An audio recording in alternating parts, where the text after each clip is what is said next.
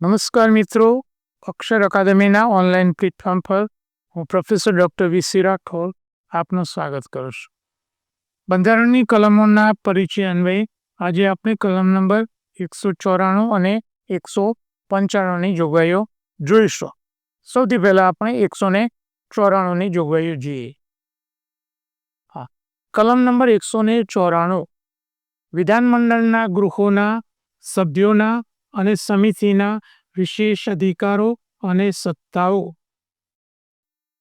પરીક્ષામાં કોઈક વાર આ પ્રશ્ન પૂછાય છે કે બંધારણની કઈ કલમમાં વિધાનસભાના કે વિધાન પરિષદના સભ્યોના વિશેષાધિકારોની જોગવાઈ કરવામાં આવે છે.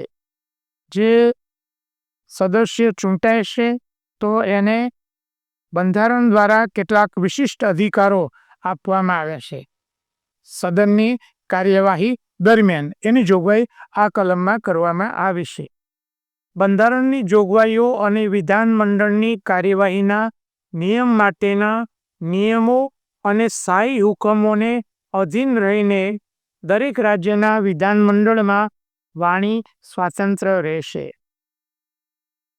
પહેલી છૂટ કઈ આપવામાં આવી છે કે સદસ્યોને એમને બોલવાનો અધિકાર રહેશે. વાણી સ્વાતંત્ર્ય, પોતાની વાત એ રજૂ કરી શકશે. હા, જરૂરી નિયંત્રણો સાથે કાયદા પ્રમાણે જે મૂક્યા છે.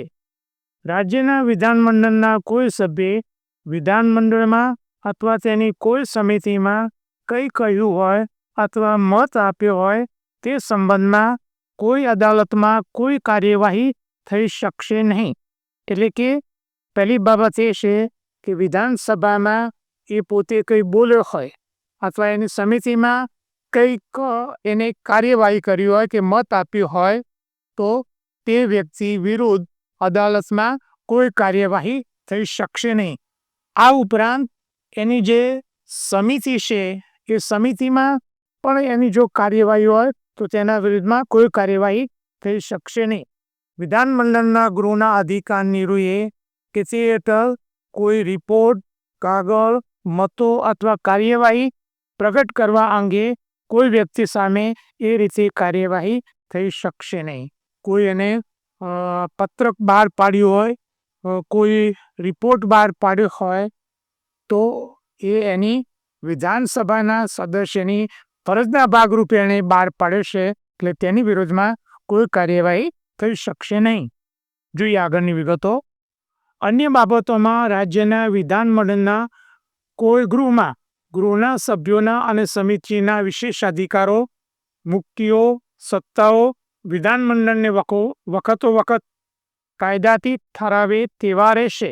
એટલે કે જે અધિકારો છે એ વિધાનમંડળ કાયદાથી નક્કી કરે તેવા વિશેષ અધિકારો રહેશે અને તે રીતે ઠરાવવામાં ન આવે ત્યાં સુધી 44માં બંધારણીય સુધારા અધિનિયમ 1978ની કલમ 26માં અમલમાં આવે તેની તરત પહેલાં તે ગૃહના અને તે સભ્યોના સમિતિઓના હોય તે પ્રમાણે રહેશે. એટલે જો નક્કી ન કરવામાં આવ્યું હોય તો આ જે 44માં બંધારણીય અધિનિયમ પહેલાં જે અધિકારો છે એ પ્રમાણે રહેશે. એનું હાલ કોઈ વિશેષ મહત્વ નથી.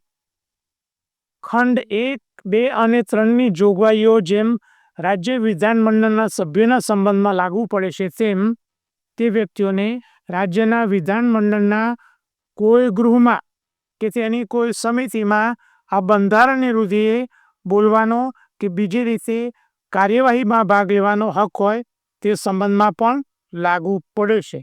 એટલે જોગવાઈ એ કરવામાં આવી છે કે માત્ર વિધાનસભામાં નહીં પણ જે સમિતિ છે એ સમિતિમાં પણ એમને આ પ્રકારના અધિકારો રહેલા છે.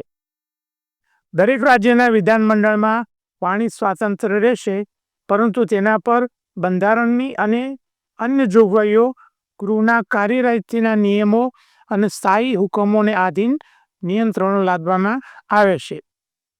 ગૃહોમાં સભ્યોએ કરેલ નિવેદન કે સમિતિમાં કરેલ કામકાજ અંગે કોઈ અદાલતી કાર્યવાહી થઈ શકતી નથી.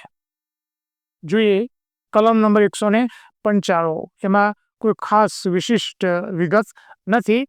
રાજ્યની વિધાનસભા અને વિધાન પરિષદના સભ્યોને રાજ્યનું વિધાનમંડળ વખતો વખત કાયદાથી ઠરાવે તેવા પગાર અને ભત્તા મેળવવાના રહેશે. એટલે કે વિધાનમંડળ જે નક્કી કરે એ પ્રમાણે એમને પગાર અને ભત્તા આપવામાં આવશે.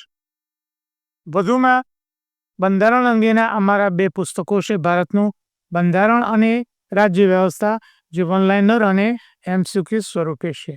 જેને ડિટેલમાં અભ્યાસ કરવો છે એમના માટે ભારતનું બંધારણ અને રાજ્ય વ્યવસ્થા નામનું અમારું આ પુસ્તક છે. બંને પુસ્તકો અકાદમી ઉપર ઉપલબ્ધ છે. વધુમાં અમારી 2 ટેલિગ્રામ ચેનલ છે. વીસી રાઠોડ કરંટ અફેર્સ, એમાં રોજે રોજનું કરંટ અફેર્સ, માસિક કરંટ અફેર્સ, દરરોજની 10 થી 15 જેટલી પોસ્ટ મૂકવામાં આવે છે. વિશિષ્ટ દિવસો હોય તો દિવસની વિગત તેમજ ક્વિઝની વિગતો એમાં મૂકવામાં આવે છે.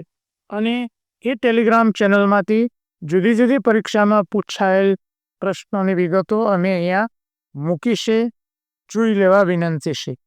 વધુમાં અમારી બીજી ટેલિગ્રામ ચેનલ છે ગૌરવવંતી ગુજરાતી, જેમાં ગુજરાતી ભાષા સાહિત્યને વ્યાકરણને લગતા પ્રશ્નો કે તેને લગતી પોસ્ટ મૂકવામાં આવે છે. હજુ સુધી જો તમે અમારી આ બંને ટેલિગ્રામ ચેનલમાં જોડાયા ન હોય તો જોડાઈ જવા વિનંતી છે. વધુમાં અમે અમારું મેટર ઇન્સ્ટાગ્રામ અને ટ્વિટર ઉપર શેર કરીએ છીએ, તો અમારા આ બંને પેજને ફોલો કરવા વિનંતી છે. વધુમાં આજનો આ વિડીયો આપને પસંદ આવ્યો હોય તેને લાઈક કરીને શેર કરવાનું ભૂલતા નહીં. અને હજુ સુધી જો અમારી આ ચેનલને સબસ્ક્રાઈબ ન કરી હોય તો યુટ્યુબ ચેનલને સબસ્ક્રાઈબ કરવા વિનંતી છે અને બેલ આઇકોનને ચાલુ કરવાનું ભૂલતા નહીં.